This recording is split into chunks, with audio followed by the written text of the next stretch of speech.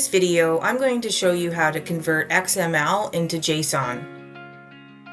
In conjunction with the JSON object, additional new functions were also incorporated into the XML object.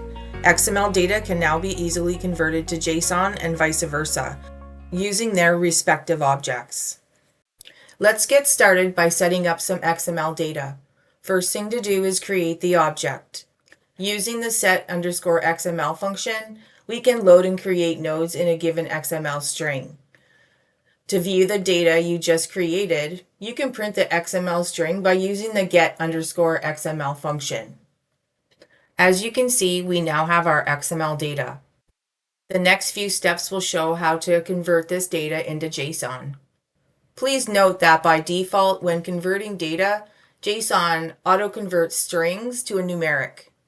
Let's continue on by creating the JSON object. Then using the load_XML function, we load the XML data we just created above. And using the print function, you can print the JSON data. As you can see, our data is now in JSON format. And finally, don't forget to close up those objects. This concludes our video of converting XML to JSON. Stay tuned for more how-to videos. Thanks for watching. For any questions, please contact us at info@pxplus.com.